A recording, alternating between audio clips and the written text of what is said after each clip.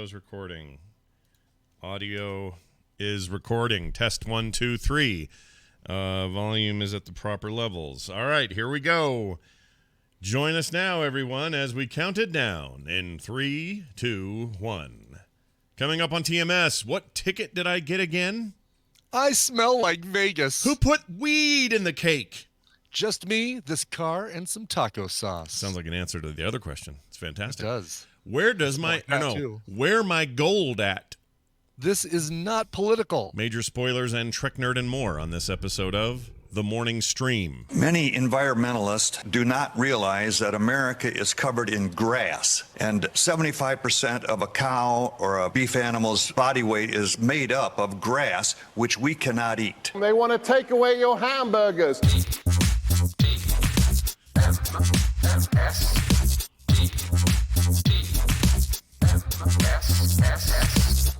These violent delights have violent ends. This is the Morning Stream.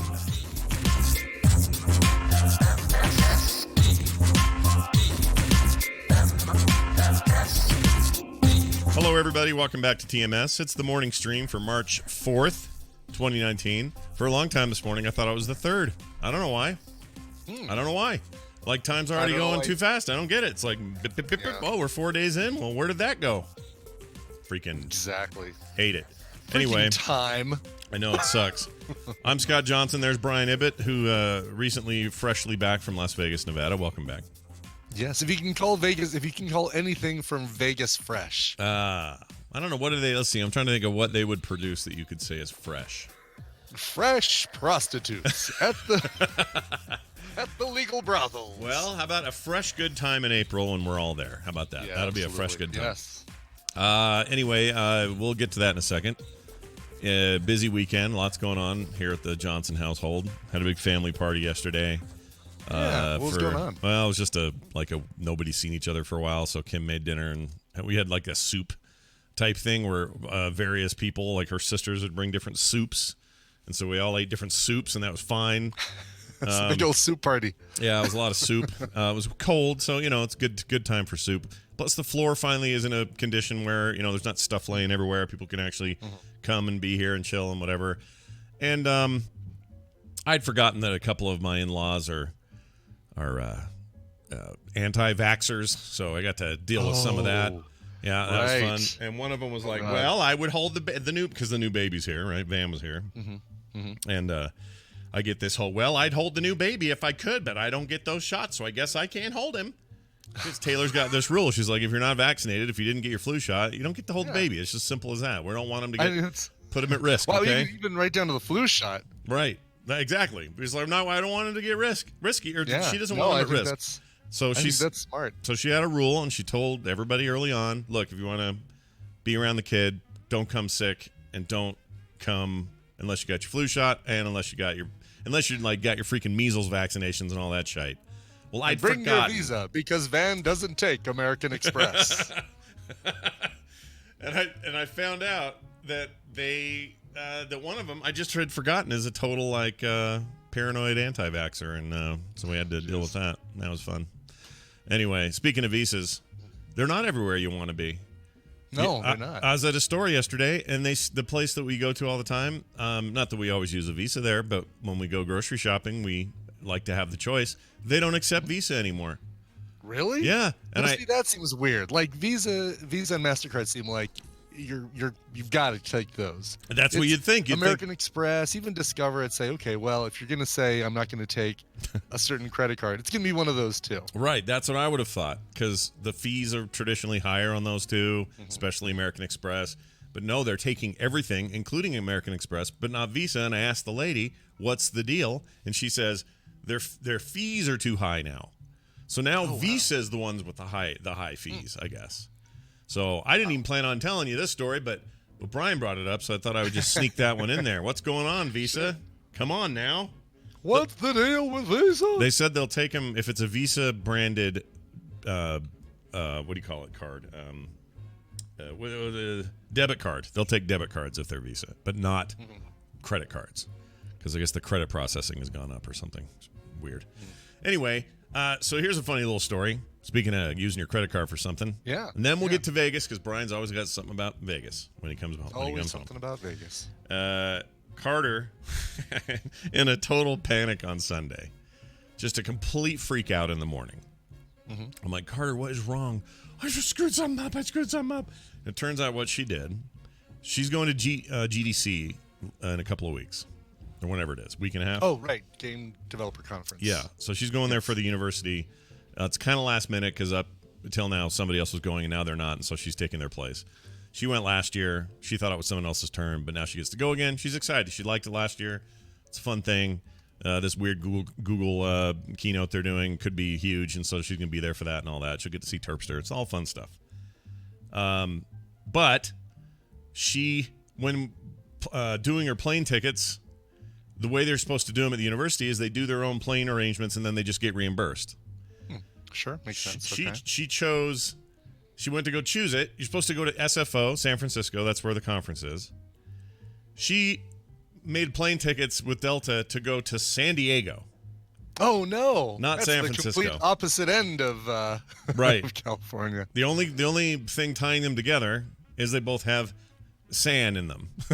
Yeah, and so right. she did it in a rush and just wasn't thinking and was completely panicked out of her mind that they weren't going to change this because she's very particular and very careful, and this is a weird error for her. So she had a complete meltdown yesterday morning. So I said, it's not a big deal. All you do is you call them up. Someone will get you on the phone. They'll say, hey, here's the change. No problem. See you in San Francisco. And they may not even charge you like any kind of change fee or anything because it's obviously just screwed up. So I'm giving her all this encouragement and soft, whatever. Maybe 20 years ago. Yeah, maybe that's true. So then I have her. So she calls Delta. Now she's in a worse panic because they say she has somewhere to be, and they say average wait time for calls is 2.8 hours. And she's like, oh, what? I don't think I'm even supposed to be alive for that long. Like, how am I supposed to stay there for 2 hours? So call, go grab some lunch, maybe go see a movie. Yeah, keep your phone on all the time because you have to be on hold, right? So she does that. She's super nervous about it. She finally gets on with the lady. The lady is very sympathetic. And instead of the $200 change fee, they only charged her $50. That's good. And the school will probably pay for that because they're not mean. And so it's all fine now, but it was just kind of fun. It was like a new level of understanding for your kid. You go through your whole life of like, don't talk to strangers, don't eat candy from weird places, don't lick that floor. All the things you're trying to tell your kid not to do when they're little. And as they get older, get to be teenagers, don't go out with that boy, don't see that movie, try not to listen to that rap music, like all that kind of stuff. And then they get, she's 21, and now it's like, don't screw up your ticket and go to the wrong state or city in the state. Always make sure you've got the right sand. Exactly. So I felt kind of bad for her, but she's good now. Tina, a few years ago, did that with a work trip. Like one of the first ones that she set up for herself. And she wasn't paying attention to the time, the flight time, or the departure time, and booked AM instead of PM, or maybe PM instead of AM. Oops. I can't remember which it was. Yeah. And so she had to sit on hold for a long time and get that switched. I think it was it might have been within the first couple hours after the plane ticket. And I think they have that sort of grace period like, oh, I was on Ambien and I didn't mean to book a flight to Orlando or something like that. Yeah, it's kind of like Gmail's undo function. When you send a Gmail and you didn't mean to, you can quickly undo it. Exactly. Yeah, exactly. That makes sense. Well, anyway, so she's going to the right city. She's attending GDC. All is well. How did Vegas go this week? Did you trivially challenge everyone and come away with what was it, in the money or near the money? What was it? Finishing in the money. Did you finish in the money? We did not finish in the money. We finished just outside of the money. We out of 246 teams, we took 7th place. So, top 5%, top 4%, whatever that equates out to. I'm happy with that because it was a really, really tough quiz. The music round, the second round, was Richard Cheese doing a bunch of covers. Oh, great. And of course, it was not covers that Richard Cheese has ever released on albums. That would be a little too easy. there was some, there was like a Cage the Elephant song that we didn't recognize. There was a deep cut Destiny's Child song, not Bootylicious or Put a Ring on It or any of those, like the recognizable Beyonce and Destiny's Child. So basically, we ended up correctly recognizing 3 of the songs from the music round. Wow. And had decent guesses for the other ones, but yeah, it was a rough music round. Was he trying to get revenge for all that time ago when people had cameras and he spit on people? Yeah, that was it? Okay. Exactly.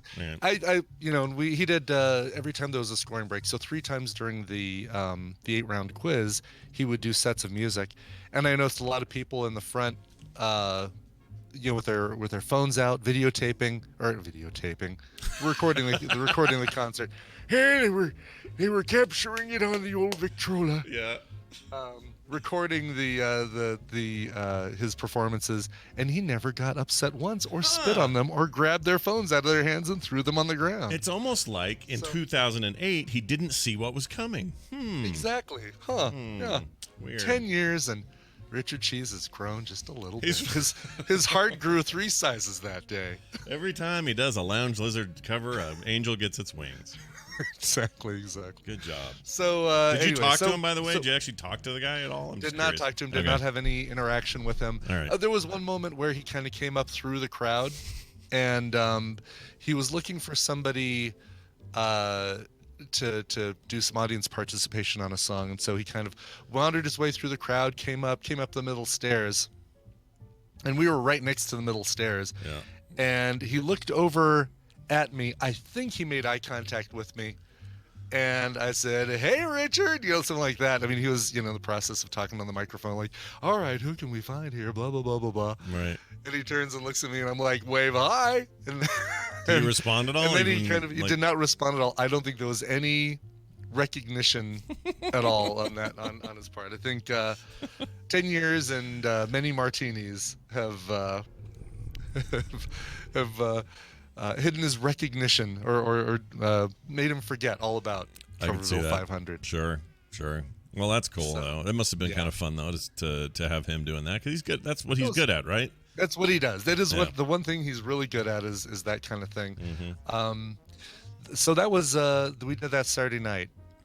Friday night, we arrived there Thursday night. Got there too late really to do much, but we checked out the new Italy in Park MGM. Yeah, how was that? So what I didn't know, so Mitsula met us down there and joined us for dinner, a late dinner. And we found out that the TALY, obviously references Italy, and eat added onto the front of that to make that delicious portmanteau. Yeah. But it also might have a little bit of a nod to Mario Batali, who was involved in the creation of this place. Oh. But who they've also removed all sorts of branding and any references to Mario Batali because of his whole Me Too thing. Oh, interesting. So okay. They might have had that at the beginning. No mention of Mario Batali anymore because of his whole Me Too thing. But I didn't know he had a Me Too thing. Well, how did I miss that? I missed that one. Doesn't everyone have one? Don't we have one coming? You and I should have one. We probably do. Yeah, I'm sure. All sure. right. Somebody whose boob we signed in I did sign a boob. It's Snowbird. I know. I signed, but she asked me to sign it, and she was adamant, and everybody witnessed it. Okay, I didn't go in there and say, "Let me sign your boob." I just want to make that clear. Asking is not consent, Scott. Asking is not consent. Look, I started that Michael Jackson documentary last night, and so everything. I'm paranoid. The whole world should be paranoid about everything right now. Anyway, go ahead. So it's really cool, the Italy thing. It's like basically, as I described it, it's like a food court of all Italian food, but not a, Sbarro and Orange Julius level food court. I mean, these are much higher end places. So there's one that's all seafood. That's where I got mine. I had a seared salmon with asparagus. It was absolutely fantastic. There's a Neapolitan style pizza, a regular, what's the other kind, Italian style pizza, but that's not right. It's just regular, what you expect with a pizza. Then a pasta place. Then a place that did like boards of prosciutto and Italian cheeses and stuff. And then the front had freshly made cannoli and crepes and Italian pastries. So good. So much stuff. Well, if you like Italian food, it sounds like a freaking dream come true in there. It was, and it also became kind of our go-to breakfast place. So we'd go there and do a croissant in the morning instead of going to like a sit-down, expensive eggs and bacon and toast place. Yeah. So that was really good. The Friday night, we went and saw a show there called Opium, a show in Vegas called Opium. And if you're familiar with the shows in Vegas, there's one that's been around for a while in front of Caesar's Palace called Absinthe. And it's a raunchy Cirque du Soleil with balancing acts and simulated doing it. No, Oh. none of that. It's Cirque du Soleil style, man. It's Well, you just said raunchy. raunchy. What do you mean raunchy? Well, there's no simulated doing it, but there's like Topless ladies. ladies in various stages of undress, but not necessarily, maybe not full on topless. Dudes with their wieners out. Definitely not that. Dang it. Okay. But like the ringmaster is a guy named the Gazillionaire, and he's crass, and he's making comments about the performers and the stuff going on. They pull people on stage from the audience and make them participate in the act by holding a bottle that somebody, cracks out of their hand with a whip or something like that. Sure. But the new one, Opium, at the Cosmopolitan, I think we enjoyed it more than Absinthe. Really, really good. Very raunchy though. This one absolutely had topless ladies. One woman who just could not keep her top on, basically. And that one has simulated doing it. there's no simulated doing it. I thought there were people like all grindy and doing it. No? No. What am Where I thinking are you of? getting this? I thought there was a Cirque du Soleil style You're thinking of animalized. Zumanity. Maybe Zumanity. Zumanity is what you're thinking of. That is Okay. an actual Cirque du Soleil show with people dressed as animals, maybe simulated doing it. I don't know. That one I haven't seen. That is the one I'm thinking of. All right. I haven't seen it Okay. either, but Yes. yeah. Simulated doing it. No, this is more like, there's a balancing. There's a guy who comes out and like, the whole thing is very Barbarella meets Rocky Horror Picture Show in its Okay. delivery. I think it's a really good with a Cirque du Soleil kind of overtone Sure. of balancing acts and acts of feats of strength and balance and stuff like that. But it's very cheesy 50s sci-fi inspired.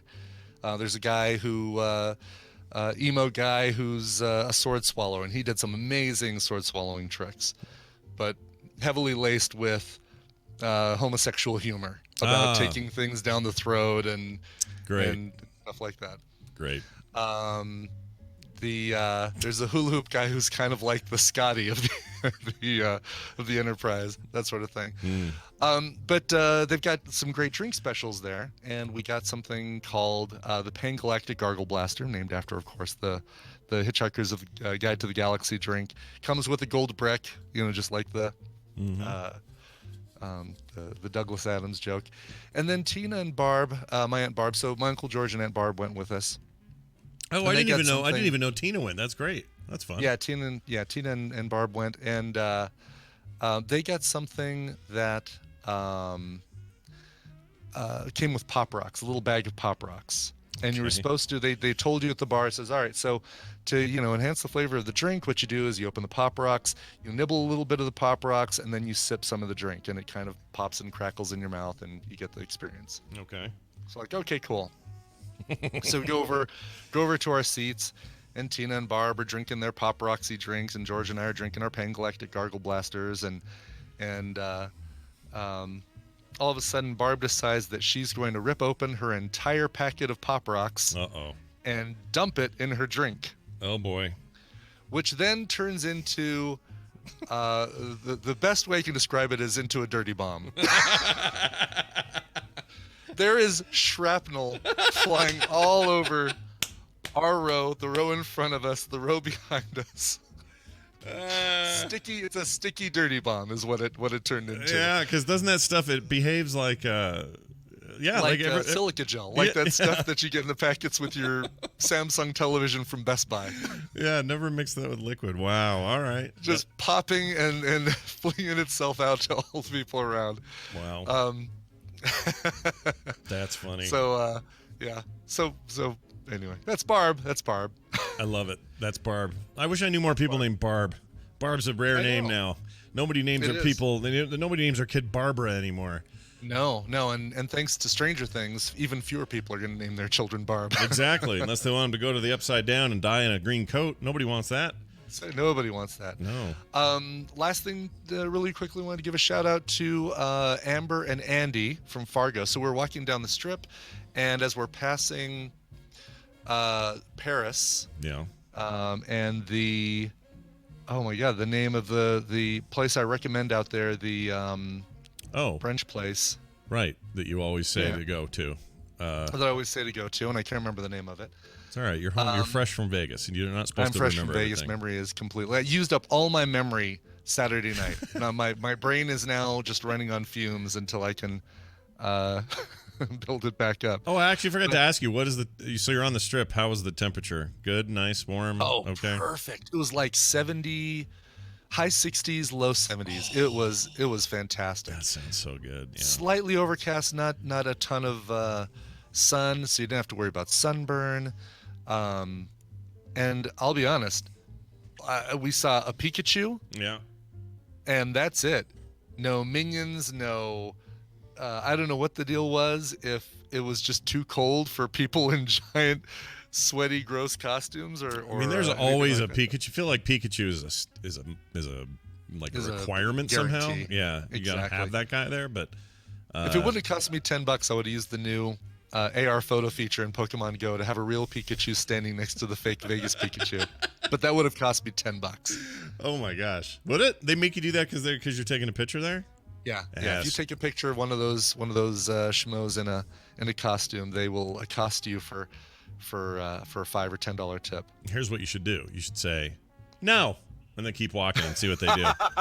Well, yes, exactly. How fast can they run in that thing? Yeah, what are they gonna do? What are they actually gonna do? And you can even say to them, "What are you gonna do?" Just yell back to the Pikachu. What are you gonna do? You're just gonna follow me all the way down to the freaking stratosphere? All right, let's go. We got a Pikachu in the group. Let's go.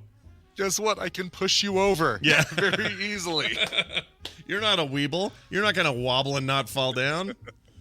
That's fantastic. Anyway, so you're down there. Yeah. So down there, walking by and sitting outside in that great brunch place with the outside patio and the view of the Bellagio fountains are Amber and Andy from Fargo.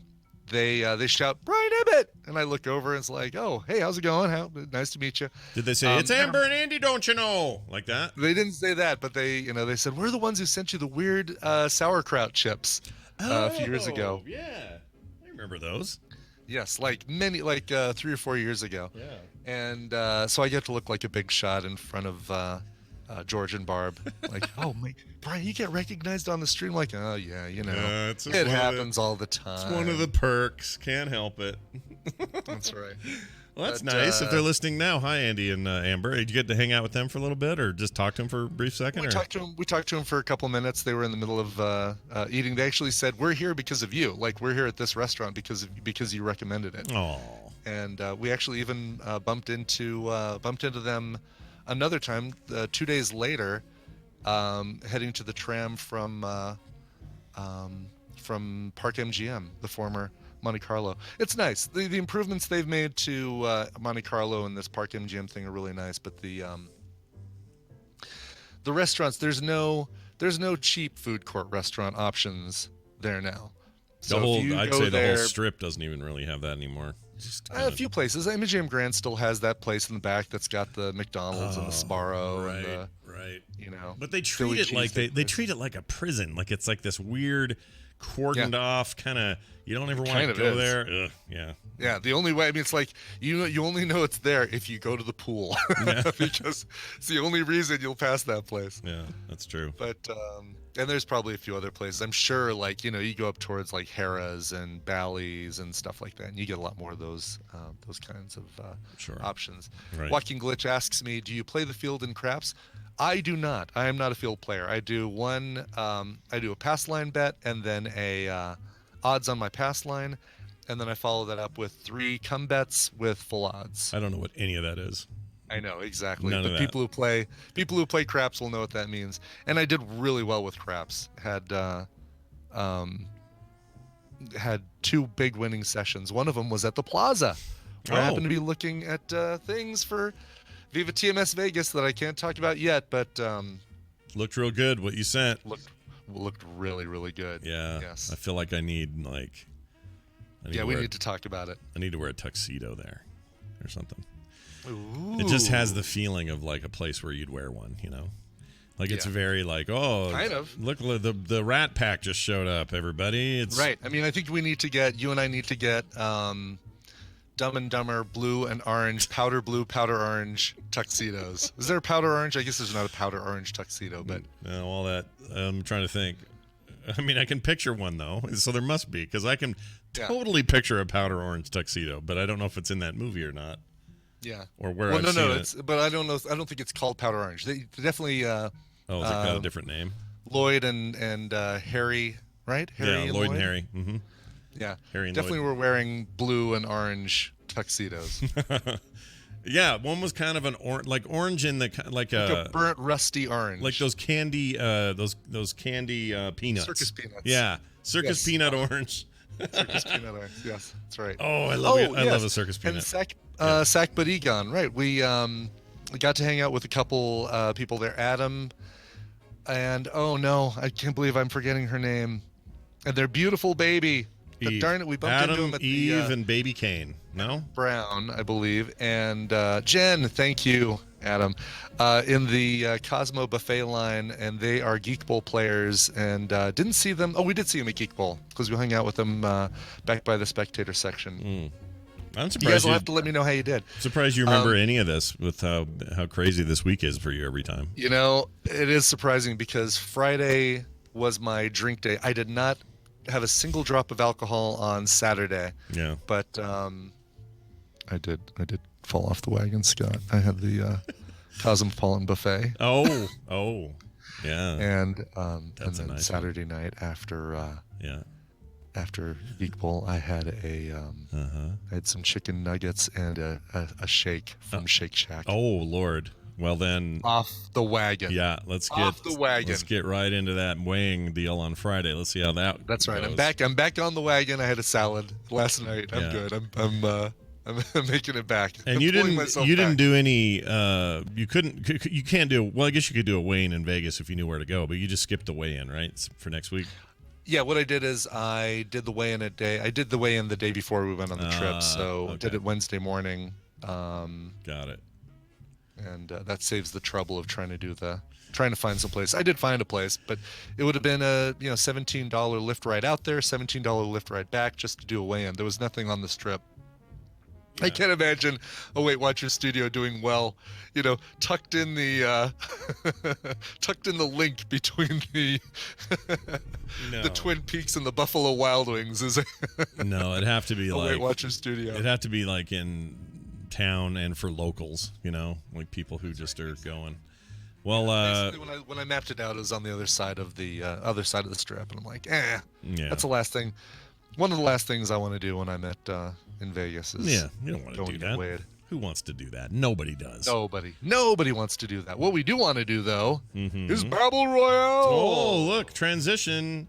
Let's get it going. Brian Dunaway back from a weird meeting last week. Should be joining us today, which will be utterly fantastic. Oh, I got to get the calls ready. Let's see here. If you guys want to participate in the show, in today's little Battle Royale, you got to call us, 801-471-0462. Here's your theme.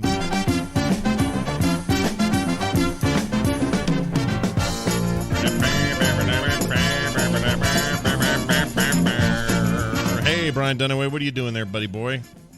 Oh, hi, Scott and Brian. Hi. Hey, we missed you last week. How you doing, buddy? I missed you guys, too. Yeah. I'm doing great. Yeah, we didn't even have Film Sack this past weekend, so I'm a little bit missing you guys. It was weird, right? It was a very weird thing not to have Film Sack. Well, I'm glad we have this. We have this together, and a chance to hang out with you is always a good time.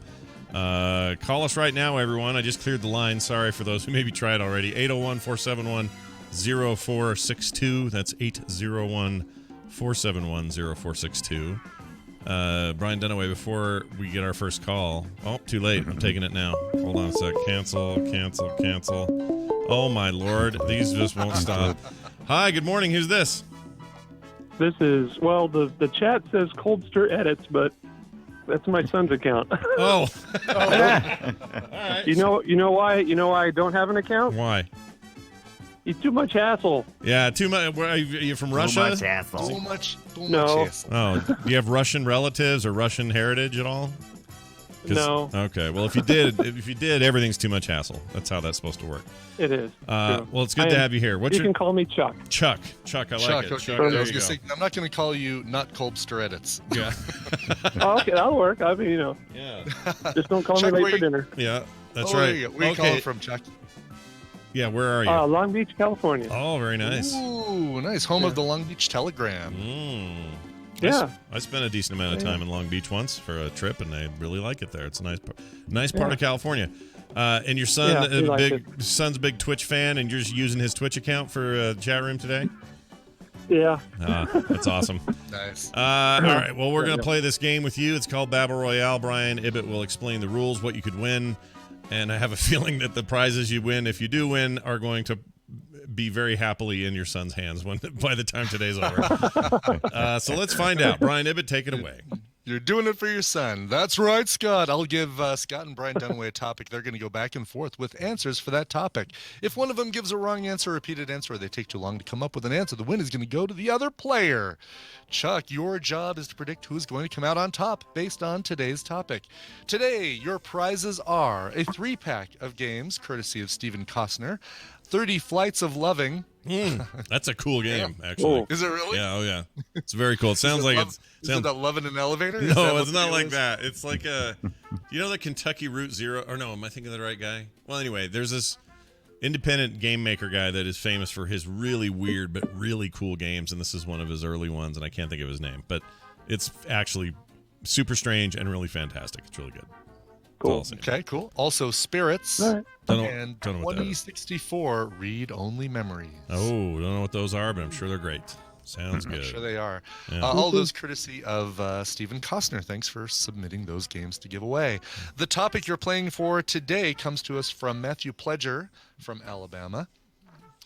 These are the top 15 American programs based on number of episodes, but it doesn't include daytime soap operas, which are in the 10,000s, game shows, reality shows, children's programming, news, sports, or variety shows. So stuff like SNL, As the World Turns, Wide World of Sports.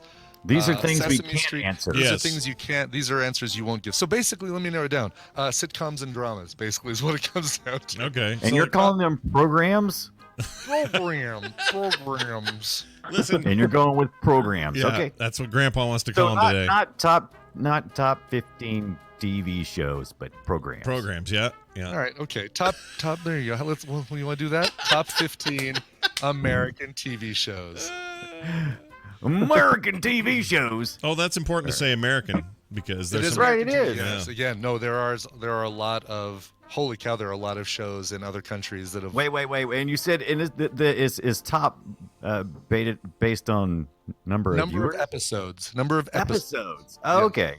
So longest running American TV shows, sitcoms and dramas. How's that? Right. There you go. You like that better? It's so good. I like it too. Who's first?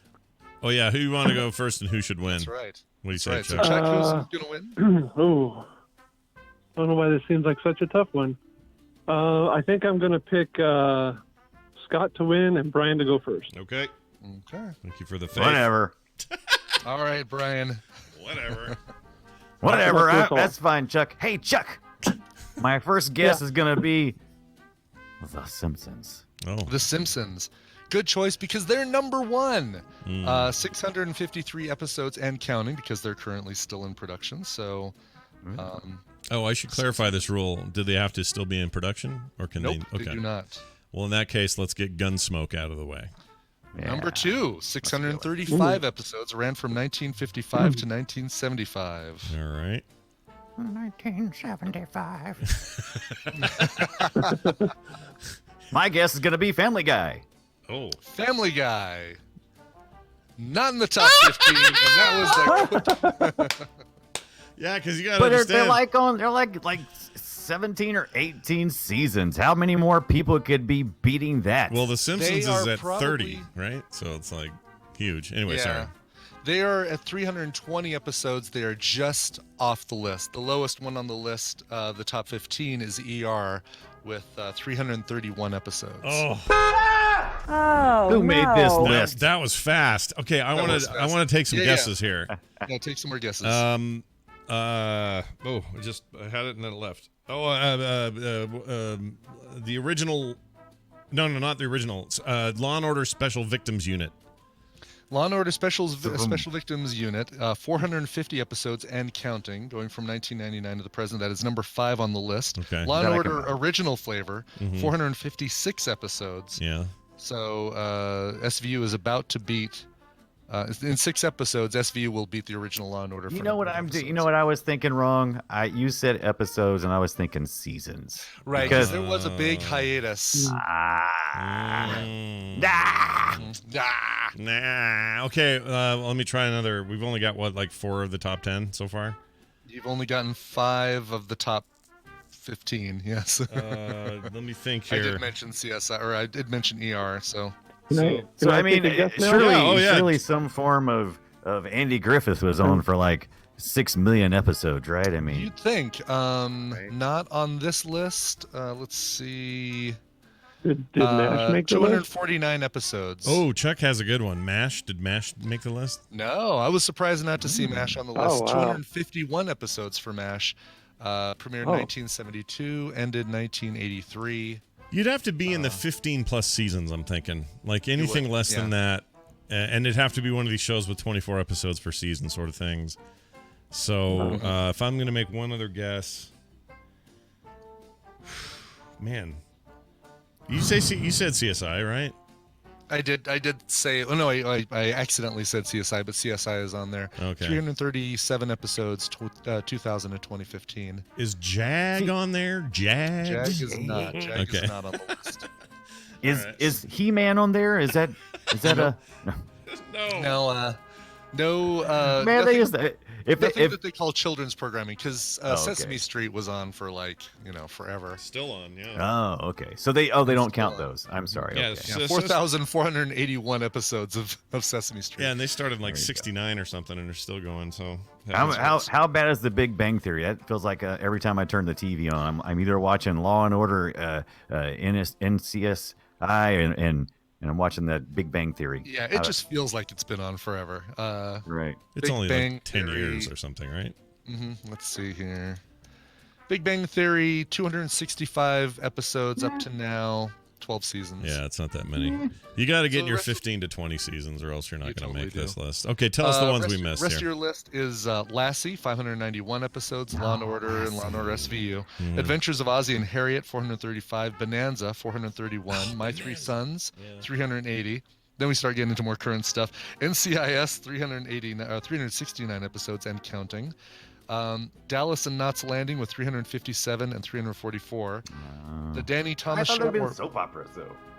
I said no daytime soap Yeah, operas. this is a Oh, nighttime good point. thing. Yeah, Yes. it's different. Good call. Danny Thomas Show and Make Room for Daddy together, 344 episodes. CSI, 337. Grey's Anatomy, which just made it onto this list, 332 episodes and counting.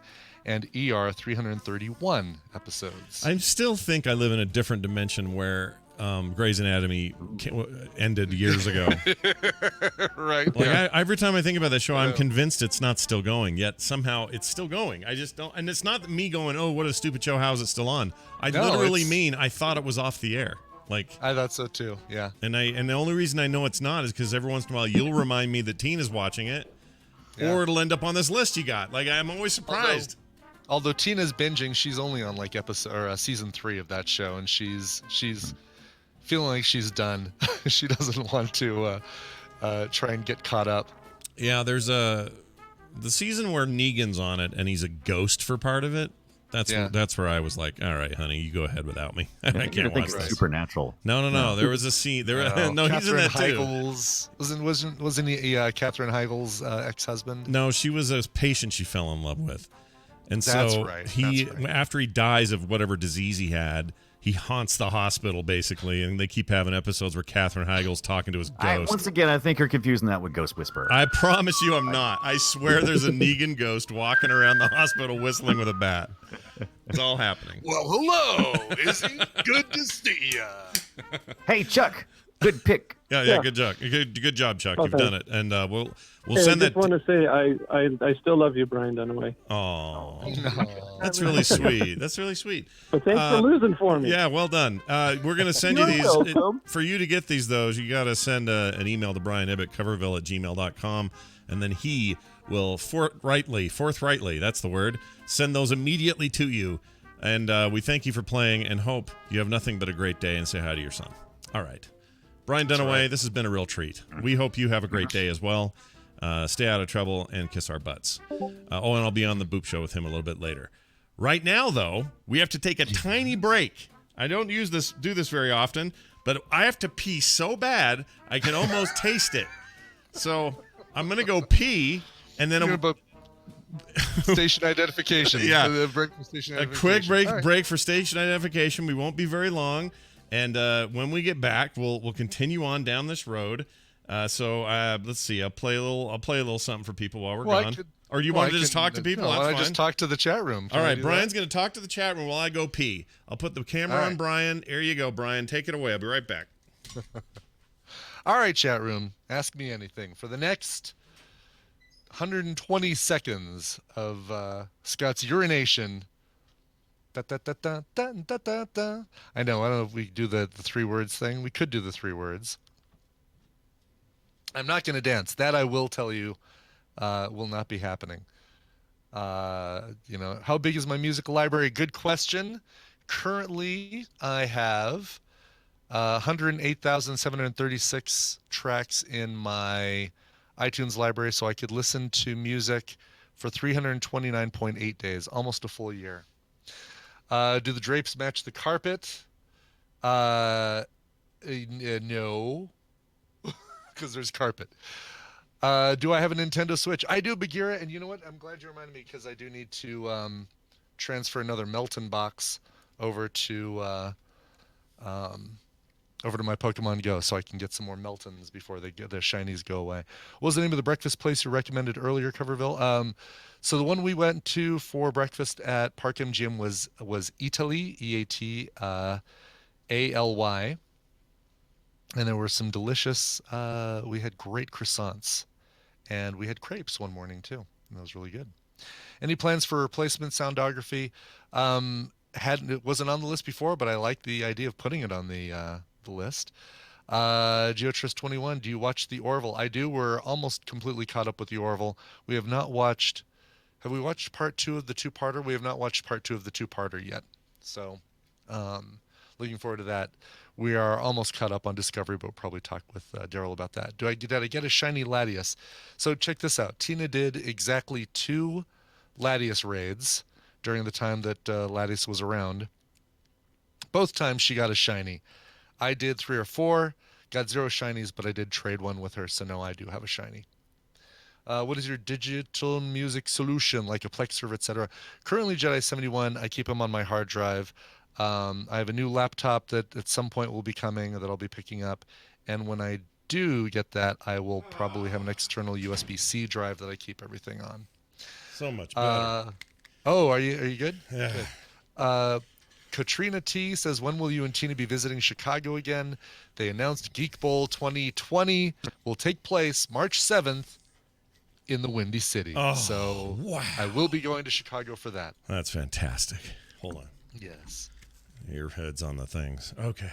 Oh, gosh. Yeah. My head's on the thing. My head's on the thing. All right, hold on here. My head's on the thing. All right, we're back into it here, folks. Thank you for your patience.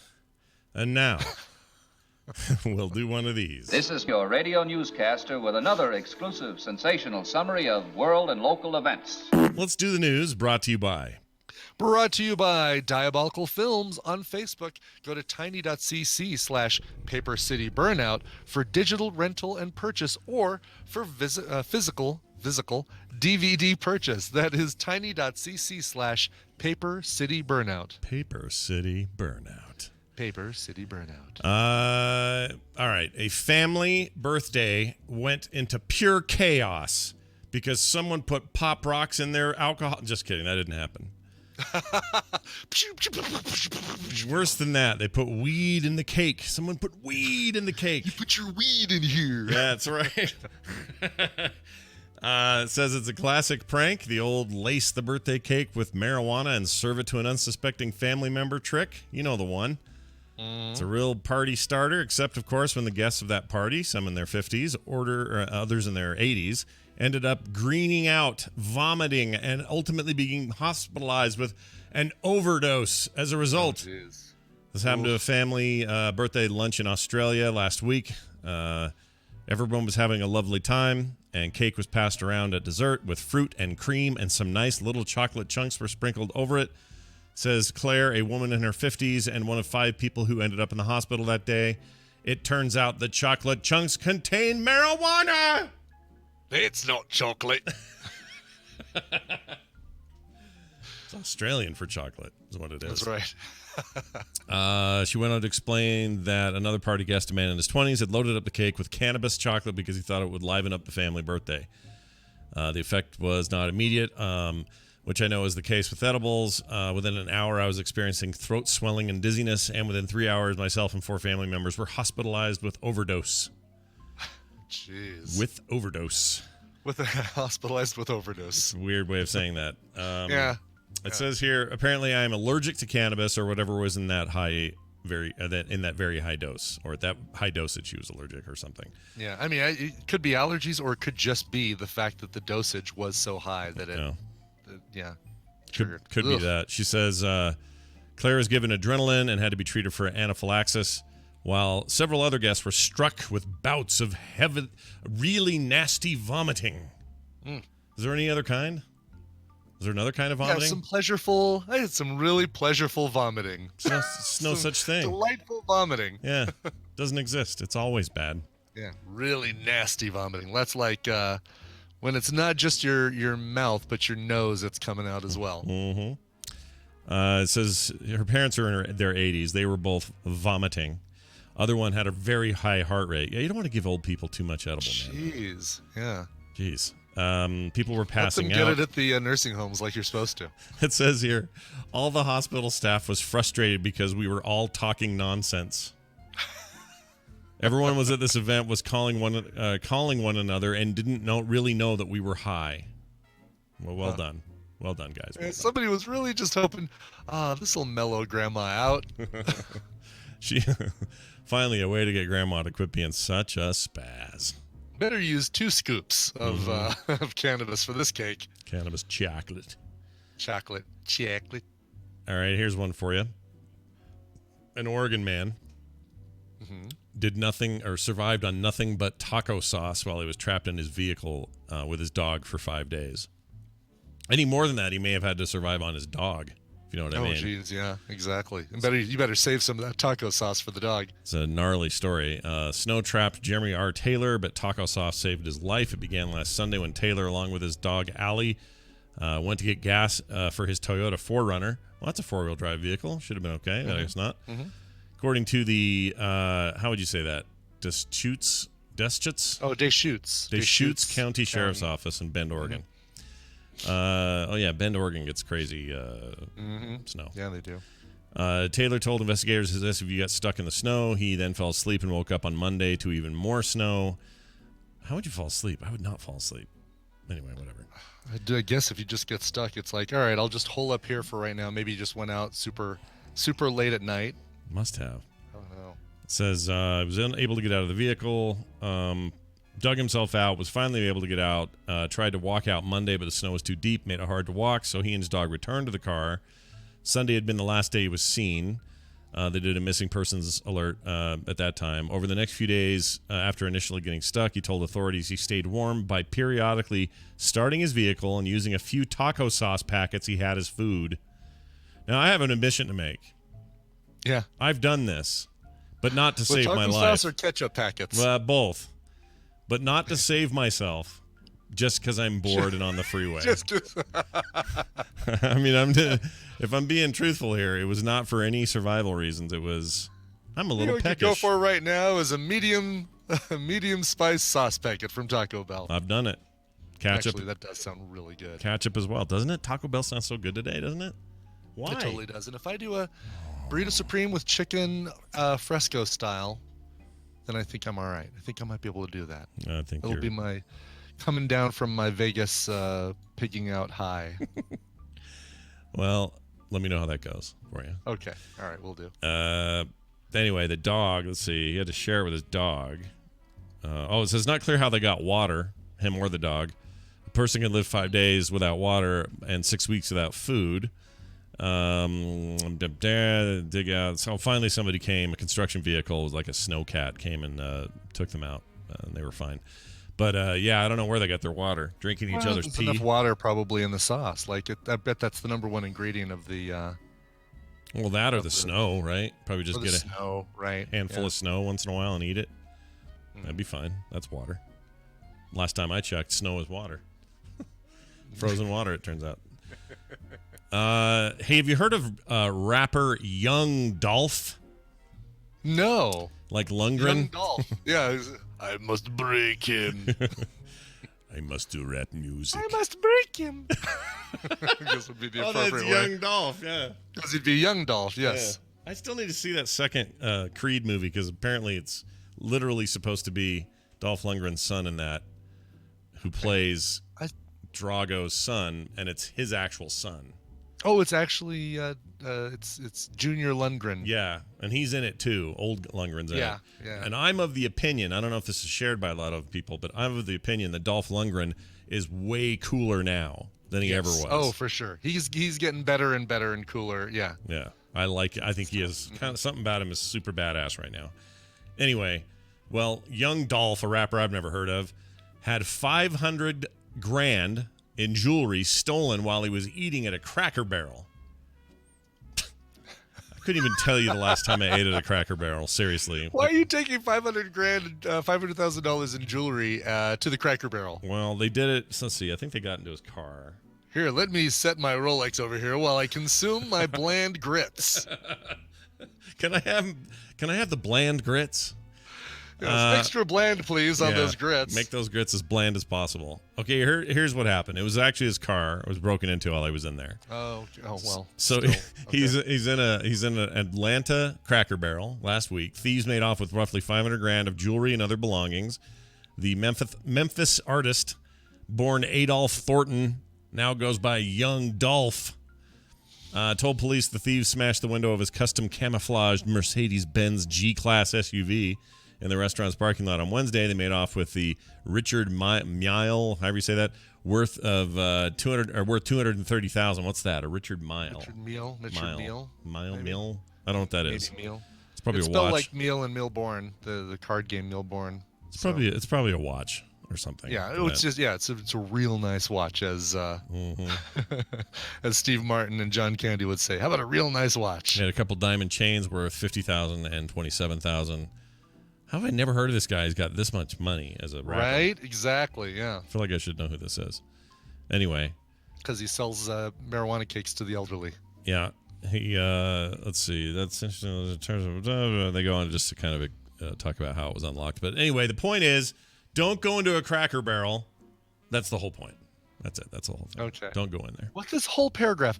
When Thornton got out of his vehicle to go inside the Cracker Barrel, the taillights reportedly flashed off and on. Mm-hmm. Then, a couple of minutes later, they flashed 2 more times. It may have been like somebody has like a fake key fob and they figured out a way to hack it or something. Oh, maybe. Yeah, okay. Yeah, something like that.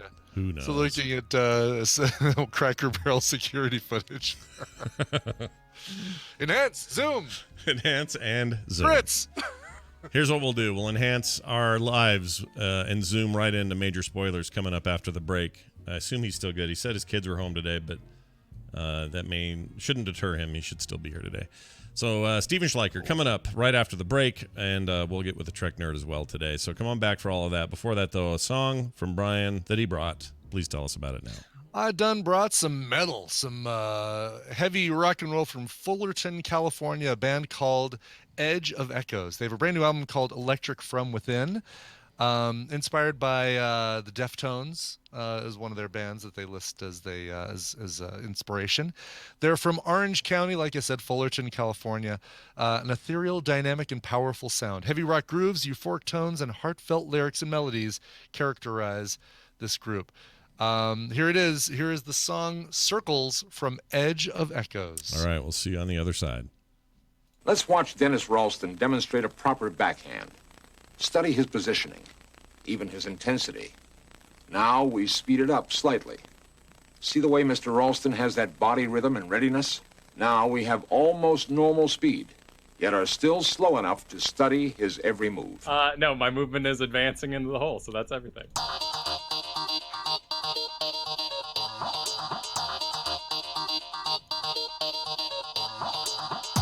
The morning stream. There's a snake in my boots.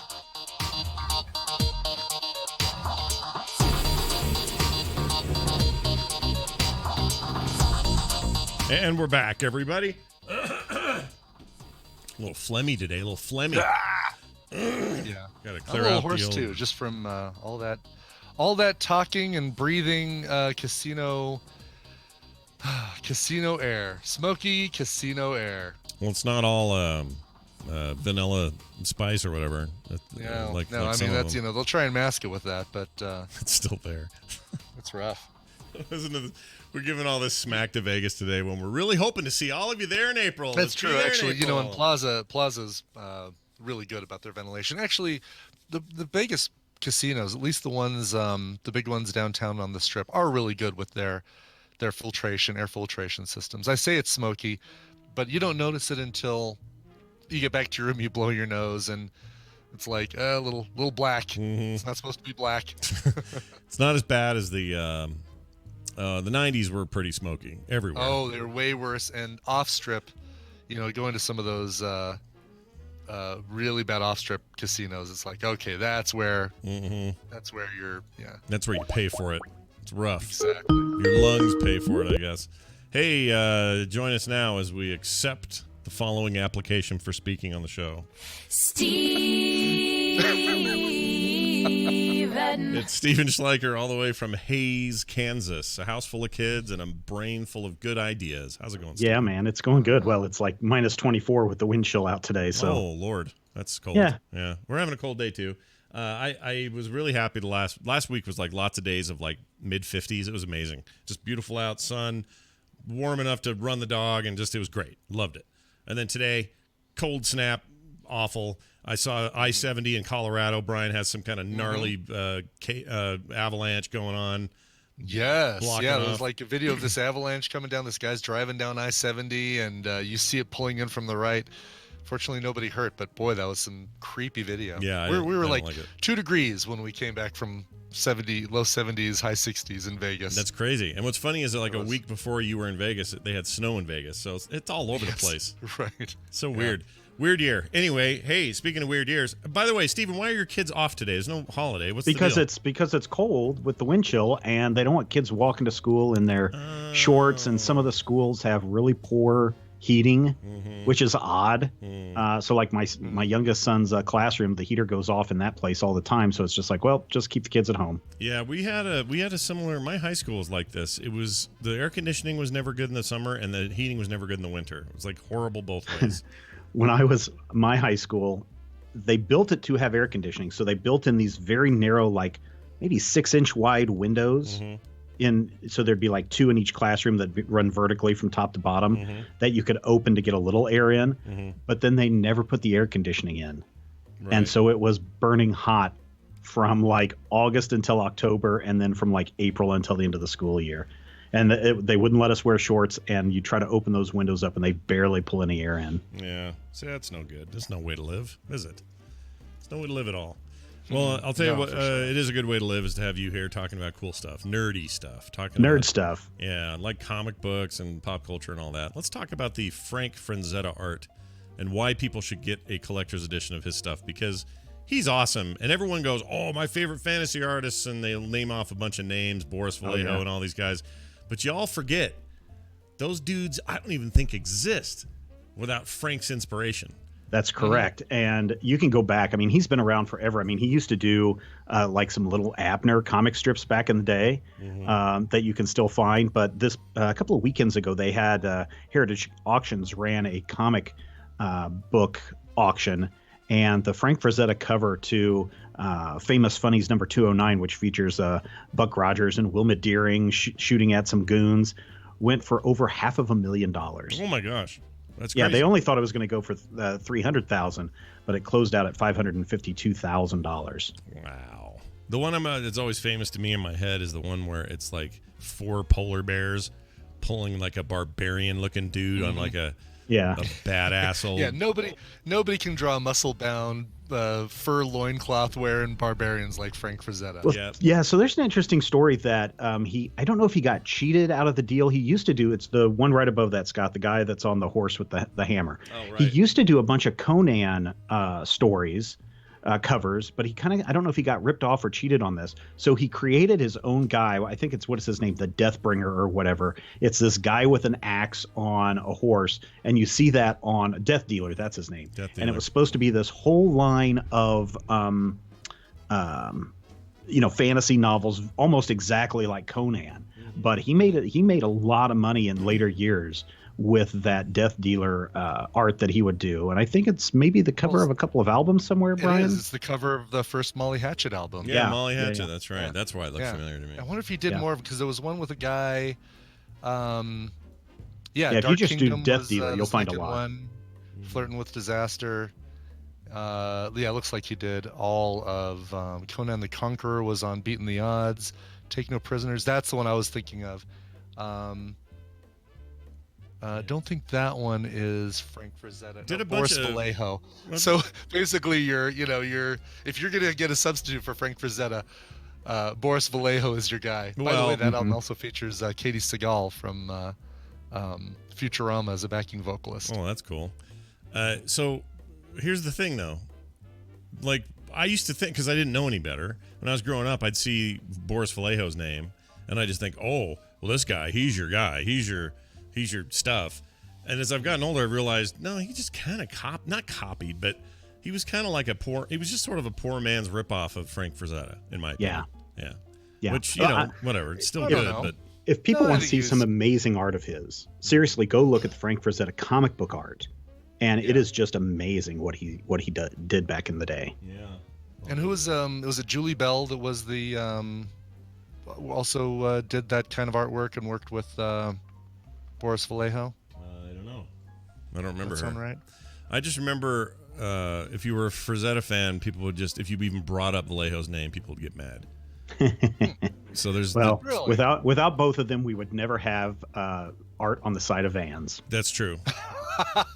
Some sweet, and also, by the way, that the Vacation poster for the original Vacation is the Boris one that's Vallejo. modeled after like the Star Wars poster. Yeah, that's actual Boris Vallejo doing that thing, which is awesome. That's right. So I like Boris Vallejo's art. I have no complaints about Boris Vallejo. He got a lot more nudie in his than Frazetta did, which is fine. Doesn't matter. Whatever. Boobs are boobs. All right. Well, that's the thing I want. I would like to get that. Hey, what's with this rumor floating around? And I was talking to Tom Merritt about this weekend. He thinks it's complete bunk, and I think I do too. But this idea, suddenly there's all these people talking about Marvel Comics being shut down by Disney because the comics division doesn't make any money. All right, so rumor. Okay, let's take this from a logical perspective. The comic book industry is a $1 billion a year industry, 40% of which is run from Marvel Comics, just the comic books itself. Right. All right. So what's happening is this week at South by Southwest, Joe Quesada and C.B. Cebulski, who are the two top chief executive officer and chief creative officer at Marvel, are going to be at a panel at South by Southwest talking about the unique relationship that comic books have with movies, specifically the Marvel Comics and the Marvel movies. The website Bleeding Cool, which tends to muckrake a little bit and stir the stuff up. Jude Terror, who used to be out at the Outhousers website, was brought in, and he really likes to stir the poop. Started putting two and two together and saying, oh, well, because Marvel's publishing division, Disney's publishing division showed a 17% drop in the last quarter, This panel is a way for Casada and Cebulski to make a public plea to Disney not to shut Marvel down. But again, 40% of $1 billion is a lot of money. You don't shut that down. You've got to keep the publishing around in order to keep the IPs going. Of course, they could license that stuff off. Marvel has a good licensing deal with Boom Studios and IDW Publishing, but they're not going. No publisher is going to license their entire collection, which then splits off, those characters and could cause a lot of problems down the road. Second thing is, and this is where I think people's logic just totally fails. Scott, what is South by Southwest? What it was? How did it start? What was its original goal? It was a music festival thing. It was all music. Music and movie festival. And I wonder, is there perhaps a movie that's opening this weekend that might be a reason for Marvel to get up on stage and talk about this relationship between comic books and movies? I just wonder if there's a logical flaw in somebody's thinking that equates. That's right. There's a new Medea movie coming up. Yeah, this it's the weekend. Medea saves the Skrulls or something. It's called. Yes. No, I'm totally with you.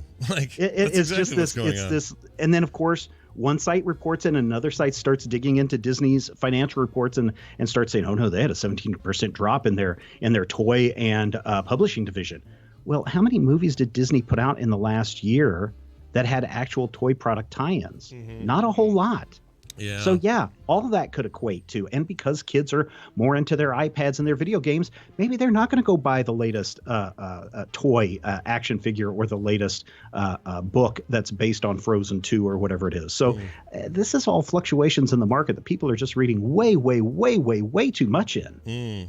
Yeah, well, okay, and also don't I don't want to elephant in the room this whole conversation, but do you think the price per issue of an average comic now is a big deterrent? Yes, it is. Yeah. It really is. If you're paying, right now I think the average is still $2.99 when you count in companies like Alterna Comics, which sells theirs for $1.99, and then the highest prices for a regular comic are about $3.99 to $4.99. But yeah, I think that's a real problem. But I think that there's going to be a change, and I've been talking about it for years, where publishers should stop the month-to-month single issues, and they should go direct to the trade. And I've done some math on this before, that even at $19.99 for a nice 6-issue trade paperback, you're still going to make a lot of money from that trade. And that's where comic books have their longest shelf life, is in the bookstores, in the trade paperback section. And there are a couple of companies that have started doing this. Boom Studios has recently started releasing what they just call original graphic novels, but they're like $6, but it's like 2 or 3 issues worth of content for those $6, and they're doing quite well. Coming up soon, Kurt Busiek, who does the Astro City series, he ended his most recent run, I believe, at issue number 50. He's taken time off, and the next thing that he's going to do is he's creating the next Astro City series that is going to be a direct-to-trade release, very much like what DC has done with their Earth 1 series with Wonder Woman and Green Lantern and Batman and Superman. And those have all sold incredibly, incredibly well. So I really think that for the comics needs to change. I really think they need to take on the Japanese model of, we just release these big volumes every year or once every 6 months or whatever. You can still have a regular cycle of comics coming out on a once-a-month basis or 2 or 3 times a month basis, and that will still satisfy fans. But yeah, I think the direct-to-trade is the best way to keep the comic book industry going strong. I'm just talking about Astro City gets me excited about it. Oh, I know. In a couple of weeks on the Major Spoilers podcast, we're going to start the entire Astro City run, starting with the very first volume of that. No, I'm all into that, dude. It's so good. And for those people who like Astro City, when Kurt was doing his month-to-month series, the most recent one, we had a monthly feature up on majorspoilers.com that you can still go back into, and he talks about what's going on in each of those issues. And his design process and storytelling process and all that kind of stuff. So I like the Confessor, Crackerjack. Yeah. Oh, freaking Winged Victory. These are the coolest. It's great. It's, you know what it is? Astro City's like, it's not. It's like the good version of Marvel and DC. Yeah, but it's but it's also just got a tinge of Watchmen.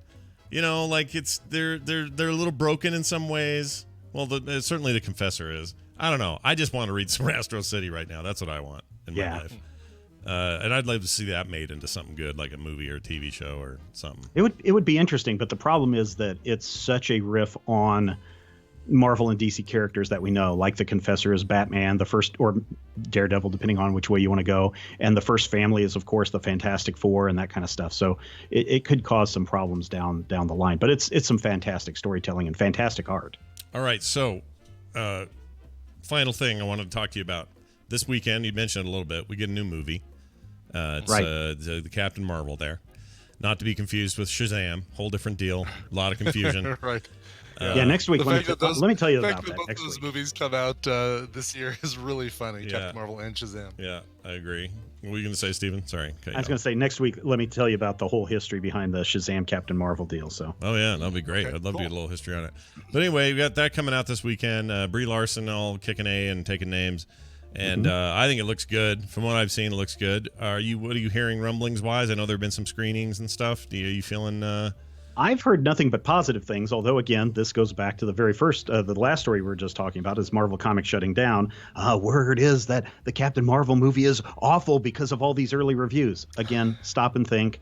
The embargo has not been lifted for the press to go out there and release their reviews. So how could this movie be getting negative press?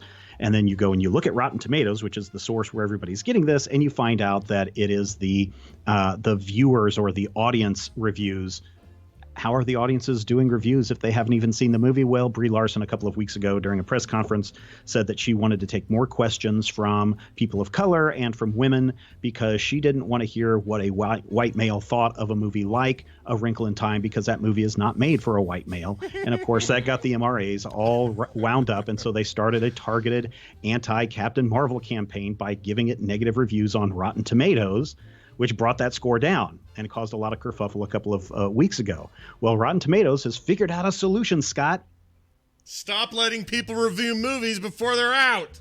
That's right. It is a simple solution to a problem that has been around for years, and it finally took Captain Marvel to punch those guys in the face to tell them how to solve the problem. Why was that ever a thing? Why were they ever okay with the idea of a review movie before you see it? It doesn't make any sense to me.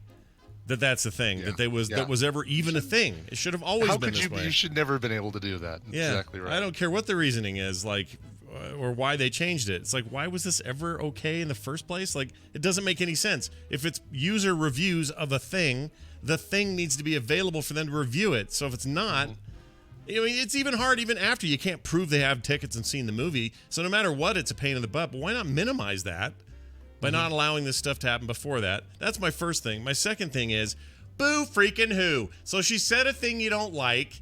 You're going to go make up a bunch of shit to like that's all fakery anyway. You're not helping your cause, you dumbasses.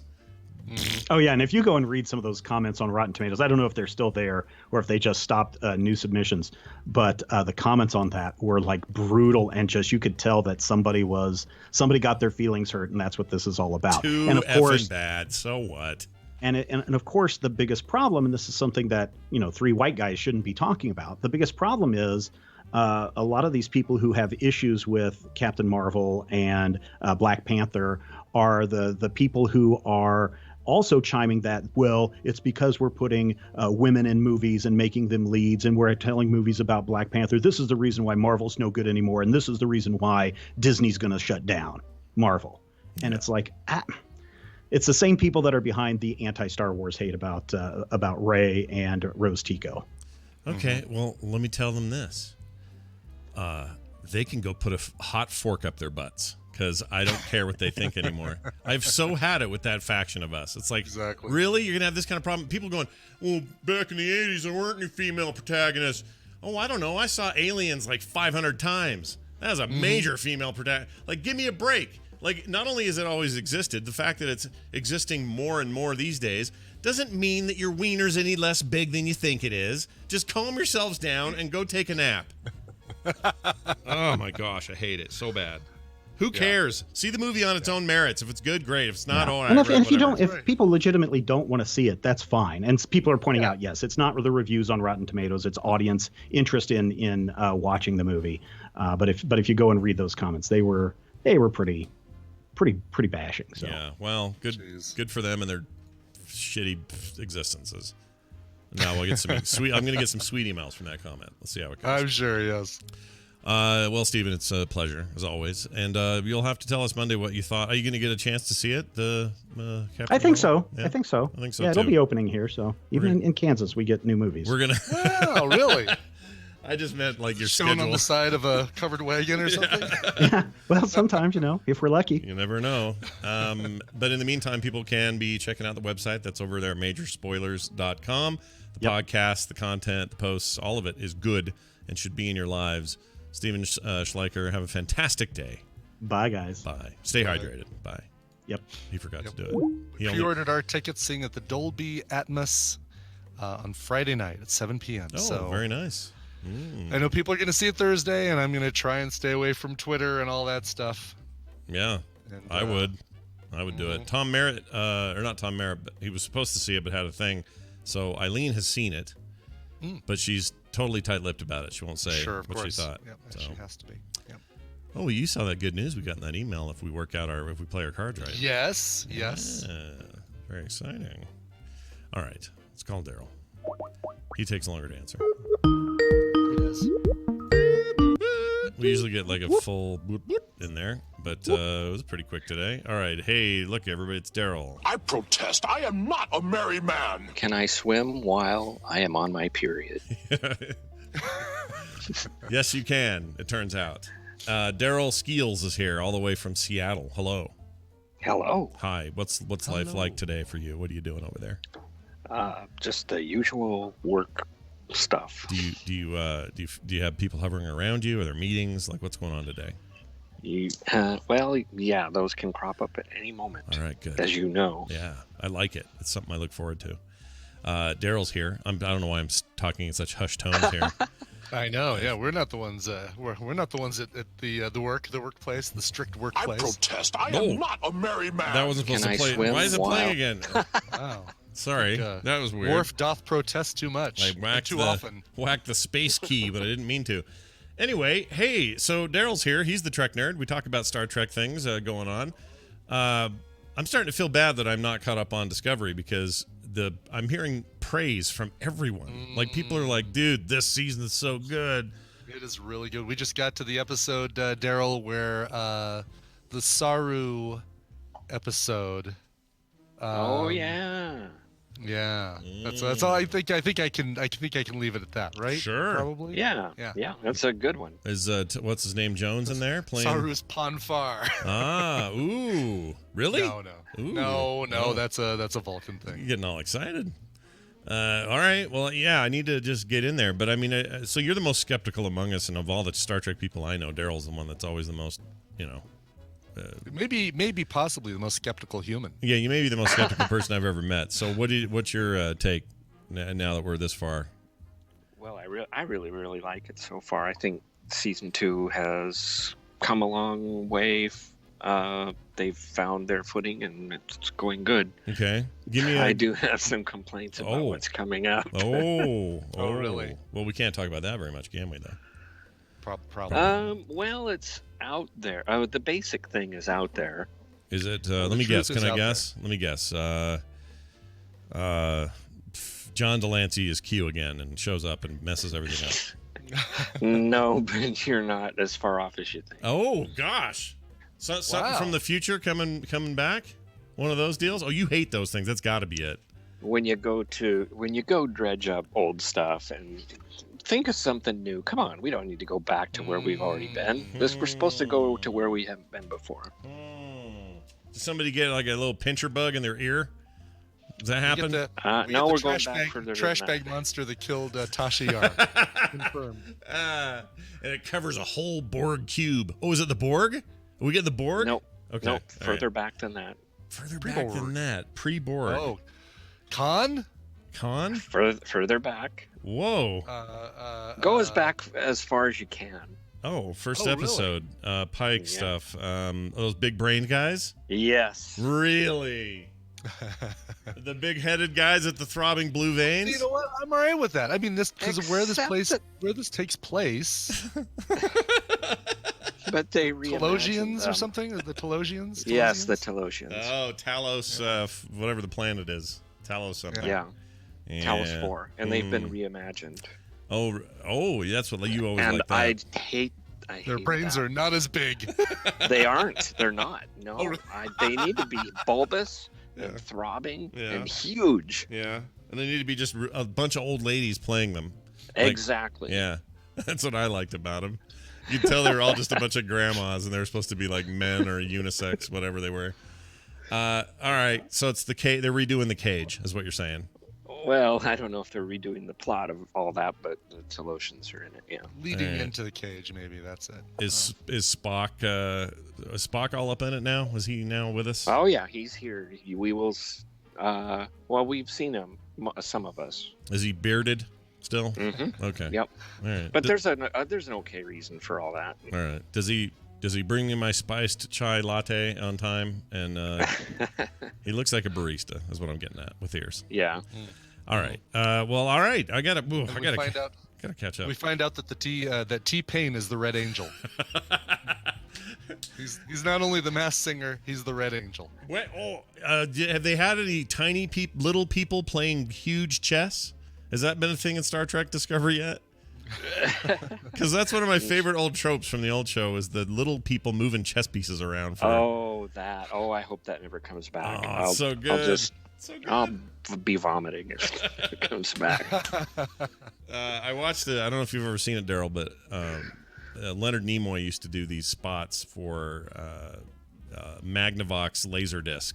Oh yeah. Oh yeah. In fact, at the top of the show today, I did a little thing. That's what that audio was of the. Now we look at the backhand and we slow it down frame by frame. Where is it? I will. Let's watch Dennis Ralston demonstrate a proper backhand. And what's funny about that entire sequence is he's talking to a little glowing rock robot that's like talking back to him. Right. Yes. So he's like, he's saying, "Oh, so you're saying the Magnavox has better screen picture than whatever," and the little thing goes beep boop beep beep beep boop. Oh, that's very interesting, little like he's just talking this one-way conversation with this rock. It's really stupid. Anyway. Thought I'd throw that out there because what's a backhand? I love Laserdisc the future. Exactly, a backhand in tennis. It's For some reason I thought he was doing golf. No, it's a tennis guy. Let's watch Dennis Ralston demonstrate a proper backhand. Yeah, I guess Dennis Ralston at the time was a big tennis guy. I don't know who that is. And cat food aficionado. Oh, of course, halfway through this backhand, we need to take the Laserdisc out and flip it over because they can only hold about 45 seconds per side. Let's see, Dennis Ralston. Oh, that is okay. Tennis. Boy, this is not anyone that's immediately. Oh, Ralston, A-R-A-L. Okay. Ralston. Oh, he was an addict and lost a leg and then beat a drug addiction. He's 76 years old, still here. He's still doing it, still rocking it. All right. Well, I learned a little something today. But apparently he lost a leg and was addicted to painkillers. So there's that. Here we see Dennis Ralston, slow motion, taking too many pills. All right. Daryl, this has all been good. Let's talk about season 3. It's happening, right? Yes, it's officially greenlit and ready to go. Okay. Well, not ready to go, but ready to start working on it. Well, that means that they're happy with what they've got. That's good. Mm-hmm. The numbers must be okay with people joining CBS All Access for a couple months, and then that's enough money, I guess. I don't know how this stuff works, but that's great. Well, without Trek, there's not much on All Access, right? Although there is the new the Twilight Zone. Yes, Twilight Zone that's coming out. That's enough reason for me to stay with CBS All Access once we're done with Discovery. Jordan Peele is running that. That's correct. Yep. Yeah, I'm very excited about that actually. Like every decade there's a redo of that show. Like there's always when I was growing up, like in the 80s we had one, and we had one in the 90s. They were all different. They had a sexy version on some channel, or maybe that was Outer Limits. That was Red Shoe Diaries. It was like that. It was like that though. That like it was, or like when HBO, I think it was HBO had the Crypt Keeper guy stuff. Yeah, Tales from the Crypt. Yep. And when Which is also coming back. When I'd seen that, it was pretty tame. But then someone said, "Well, here are the originals or whatever. They were the HBO ones. They're naked people all up in that thing." Oh, really? Oh, yeah. threw me off. It was like I don't know what it was like. It was like you know what it's like? It's like Stargate SG-1 seeing the pilot from Showtime versus the pilot they edited later when they sold it, because the Showtime pilot had naked people in it. Yeah, the one that I watched on Netflix or Hulu has no nudity, so that's they cut it out. Apparently that's apparently been edited. But there's no boobies in SG1. In the old one, it was like full frontal. You got everything. You get backside boob on Hulu. Everyone loves a good backside boob, except me. All right, and then Michelle Paradise. She's a writer. That's a great name, Paradise. Michelle Paradise. She has joined Alex Kurtzman as co-showrunner. Was she a writer on this season and now moving up the ranks, or what? Yeah. Mm-hmm. Okay. And she's been a producer and writer and actor on other shows. Have they had anybody from original series Trek come in as a cameo at all in this season or last? I don't think they have, right? Let's see. I'm probably wrong, but I don't think so. I don't think so either. I would like to see, because I don't have a problem with the cameo where they're not playing themselves. Yeah, that's fine. I kind of like that. So I think it's time for Nichelle Nichols to get her chance to do this. Because, oh wait, did she just die? She didn't die, did she? No, but she does have some health problems. Right.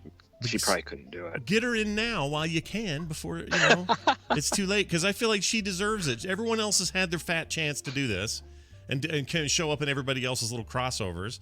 And there's poor Uhura who never gets put in anything. So stick her in there. Just have her show up as somebody's grandma or something. Or a weird alien lady that's like an oracle type who's got some important message on a rock. And then you've done it. Do that. Everybody else got a chance is all I'm saying. It's not fair. She should get to do it too. She did the first interracial kiss on TV, man. She deserves some credit. Yep. Anyway, there's that. Well, Daryl, that's fantastic.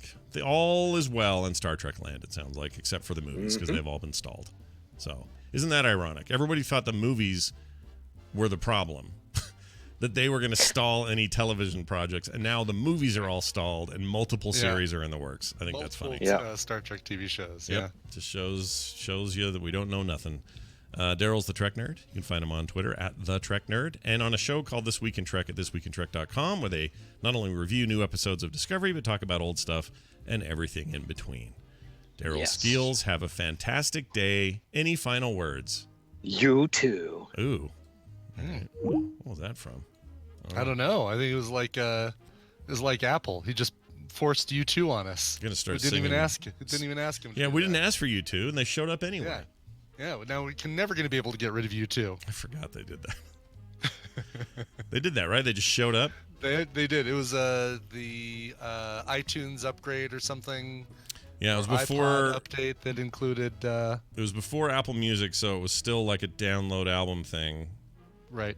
And they said, I can't remember what the deal was, but they're like, yep, and guess what? Everyone gets a YouTube album, and they all just flooded everybody's iPods. Suddenly it was just on your phone and your iPod whether you wanted it or not, and they got in kind of trouble for that.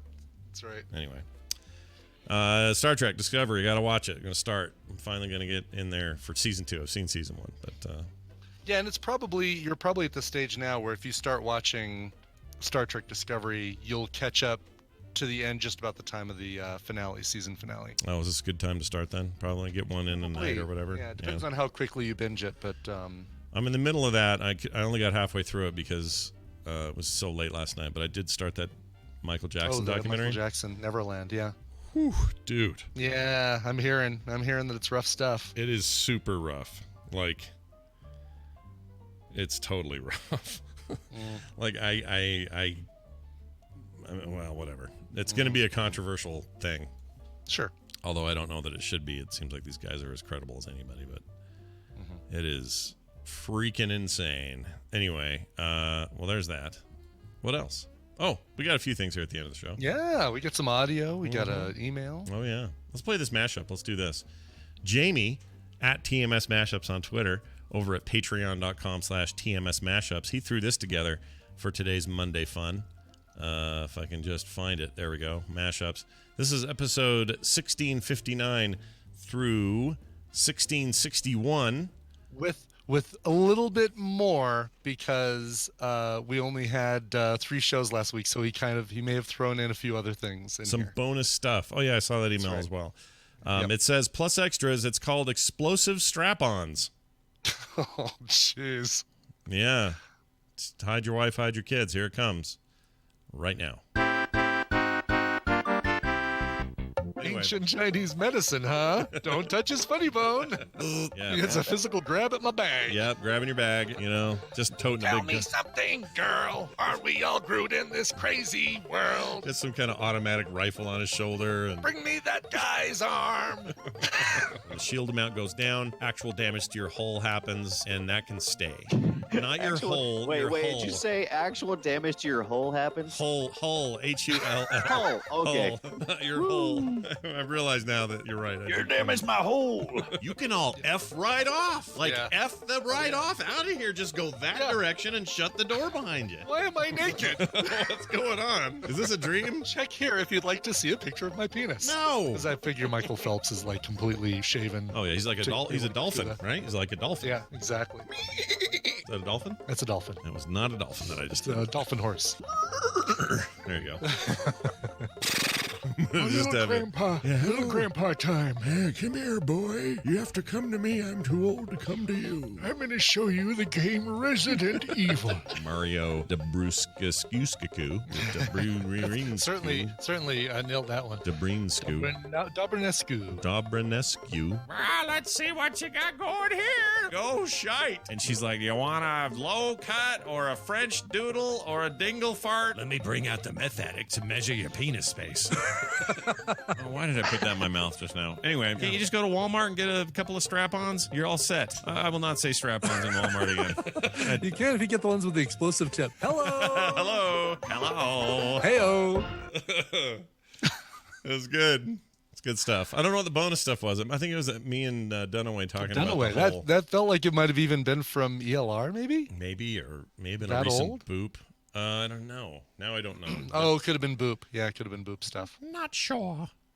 All right. Well, there's that. Thank you for that. As always, Jamie, a quick email from a listener, and it reads like this. By the way, send your own emails into the show, themorningstream@gmail.com, or you can send us voicemails, 801-471-0462. Send us your own emails. Don't send emails that belong to other people. Yeah, that's not fair. Don't do that. Yeah. Justin wrote in, says, hi, Swivel Knife and Beveler. That's a new one.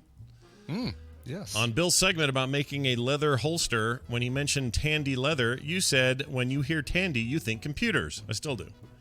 I took a leather working class at my local Tandy Leather, and this came up. It turns out Tandy Leather was started in 1919. In the 60s, one of the owners got very interested in electronics, and the Tandy Corporation bought Radio Shack. So Tandy Computers came out because of Tandy Leather. I found this to be a fascinating piece of trivia. Love the show, though. Justin. And he also gave us a link to the Wikipedia article, which confirms what he says. I had no idea that Tandy Leather and Tandy Computer were related. Birthed from the same source. Yeah, that's crazy. Huh. Good thing we didn't get a leather-bound color computer, TRS-80 color computer back then. That's right. In the 80s. That would have been cool, though. That actually would have been pretty cool. Leather-cased thing. Somebody made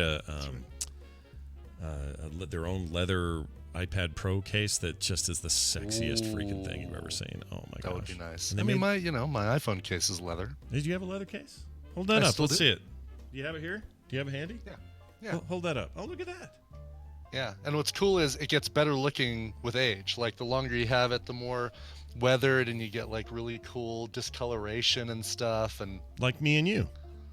Exactly. We get more weathered, and we also have some discoloration. Yeah, and we look better with age. Mine's just the see-through gel thing. So if I drop it, it bounces kind of ish. How high? Hello. That's it for that email. Again, themorningstream@gmail.com. And we do love your voicemails, 801-471-0462. We will now be done with the show. We're about on time. I love it when we're on time. Frogpants.showbot.tv chat room. I guess it's working now, so if you want to go vote for your favorite titles. It was busted earlier, but functional currently. So go make your votes known. Frogpants.com/TMS is the link to everything we do, which includes a link to our Patreon. Please use it. Support us. Help us out. I noticed a bunch of people jumped onto our new T level. That's fantastic. Thank you for being there for that. That stuff will be coming to you shortly. And we're thrilled to have you at that level. Oh, I want to make a recommendation. This is actually for the There Will Be Dungeons show, but it can also be bought on their site. But the Nash Maggard's Firebolt, which is the cinnamon orange Rubios herbal tea, fantastic. Ruibos. What do I keep saying? Rubios. Yes. Del Rubios. Marco Rubios running for president. 2016. Oh yeah, our governor Hickenlooper. Oh yeah, he's running today. Hickenlooper. He's running. Just announced today that there can't be a guy named Hickenlooper in the White House. There's no way it'll happen. You have to have a normal name. President Hickenlooper. This is serious. President Hickenlooper. Hickenlooper, come with us, please. What's the matter? President Hickenlooper, we need to launch a nuke immediately. Like, it just, I don't know. It's like, I know that Obama's a weird name. I know we'd get used to it. I get it. We'd get used to a name like Hickenlooper, but when I first see it, I'm of the belief that the movie sounding president names are the ones that are going to get in the most. 2-syllable president names are the best. Yes, Sanders. I'm not saying I'm not promoting nor am I denying Bernie Sanders a chance. I'm just saying Sanders is a Palmer, good name. though. Come on, President Palmer. Perfect, right? Yep. Who was what was West Wing? President Bartlett. Two syllables. Bartlett. President Bartlett. Johnson, 2 syllables. Nixon, 2 syllables. Right. We all know how that went. Truman. And he was we'll allow Eisenhower. Yeah, and he was true man. True man. Silly true man. Or you have to have good initials. JFK, LBJ. Right. The other one. KFC. I can't think of them all. Anyway. Washington. I guess that's 3. Lincoln. President Lincoln. That's right. FDR's a great shortening. Adams. DJT. Oh, no, we don't like that one. It's hard to say. DJT. Buchanan. President. Roosevelt. Oh, I wish it was Roosevelt. Not Roosevelt. Roosevelt. Yes, not Roosevelt, just Roosevelt. Ooh, President BLT. There's a good one. President? I'd vote. Yeah, I would too. Put a little extra B on that LT. Mm-hmm. The First Lady Mayonnaise. Yeah. And we'll leave that one there. All right. Right. Morning Stream, Scott Johnson, Coverville All on Twitter. So follow us there as well. All right, that's it. Let's get out of here. You got a song to play? Yes. Kelly Baldwin wrote in and said, I'm turning that special age today, 42. Whoa. I'm taking the day off of work from clinical research in oncology, Alzheimer's, and autoimmune diseases to spend the day with my husband, Josh. I hope Josh feels really good about that because who knows what discoveries and advancements she would make in medical technology if she weren't taking the day off to hang out with you, Josh. Anyway. I'd love to hear an upbeat song coming from the friends who live in my ears every day. Love you and love the show, though, Kelly. Nice. Well, thank you, Kelly. Yeah. So this is a cover. So she mentions she likes emo rock sound, Panic at the Disco, Fall Out Boy, My Chemical Romance. Let's play a cover by Panic at the Disco. This one comes from the BBC Radio 1 Live Lounge 2017 album. It is a cover of the song that Daft Punk did with The Weeknd. Can't really say The Weekend, because there's no second E, third E. This is Starboy by Panic at the Disco. See you guys tomorrow. This show is part of the Frog Pants Network. Get more shows like this at frogpants.com. What in the hell is going on out there? Jeez. Wow. I don't remember what movie that was. Something good. Yeah, I'm trying to remember who